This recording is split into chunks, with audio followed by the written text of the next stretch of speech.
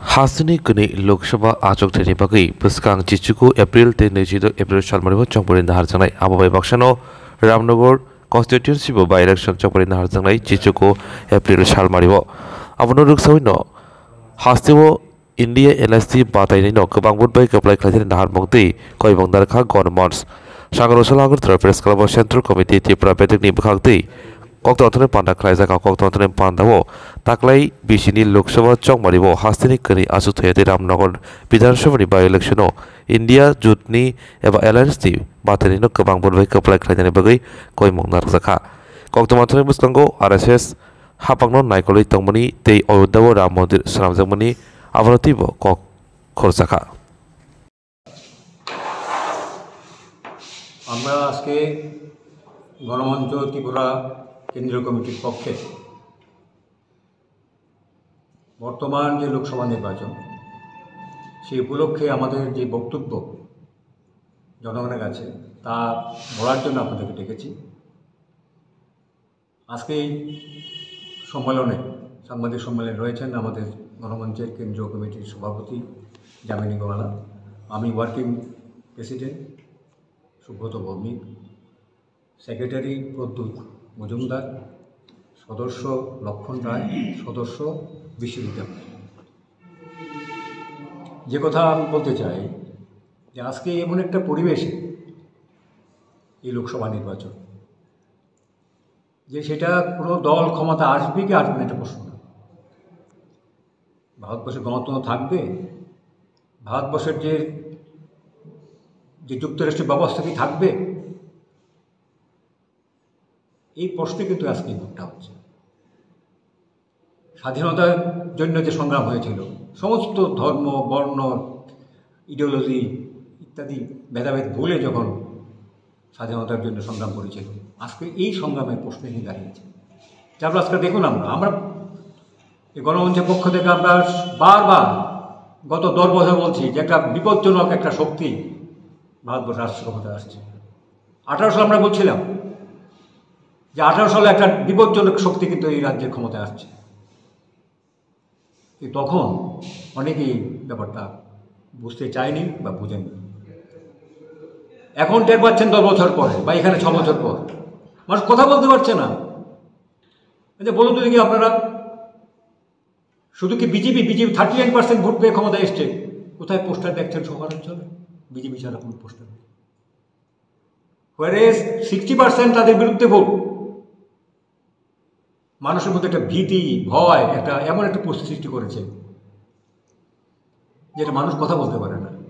এটা পরিবর্তন চাই, যার জন্য আমরা দীর্ঘদিন গত 10 বছর যাবৎ এবং এখানে 6 বছর আমরা বলছি যে সমস্ত অপোজিশন যারা প্রকৃতি চাও যে এই রাজ্যে গণতন্ত্র থাকুক, রাজ্যের মানুষ কথা বলতে পারুক, মানুষের যে উন্নয়ন সে উন্নয়ন যাতে আরও এগিয়ে যায়, এটা হোক। আপনারা সবাই ঐক্যবদ্ধ হন। যা হোক দেরিতে হলো, ঐক্যবদ্ধ হয়েছে আজকে সারা ভারতবর্ষে। আমরা স্থির বিশ্বাস আজকে যা চলছে সারা ভারতবর্ষে তার বিরুদ্ধে মানুষ তৈরি হয়ে আছে সব জায়গায়। যতই 400 পার হবে, বিজেপি বলো, প্রধানমন্ত্রী বলো, মোদী বলো, তার যে দলের নেতার কর্মীরা বলো, আমি এবং গণমঞ্চ দৃঢ় বিশ্বাস আমরা মনে করি এই সরকার থাকছে না, আসছে না এবং ত্রিপুরার 2টি আসন এরা হারাবে।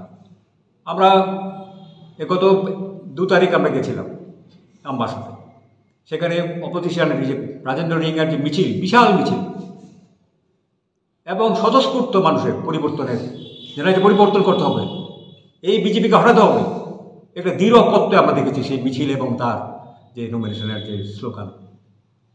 তাই আমরা বিশ্বাস করি যে এই নির্বাচন ত্রিপুরার মানুষ যেমন 2টি লোকসভা নির্বাচনে 2টি লোকসভায় এখানকার পশ্চিম কেন্দ্রে কংগ্রেসের প্রার্থী আশিস কুমার সাহাকে এবং পূর্ব আসনে সিপিআইএম প্রার্থী রাজেন্দ্র রিয়াংকে এবং রামনগর যে উপনির্বাচন সেখানে সিপিআইএম প্রার্থী রতন দাসকে বিপুল পরিচয় করবেন আমাদের বিশ্বাস আছে।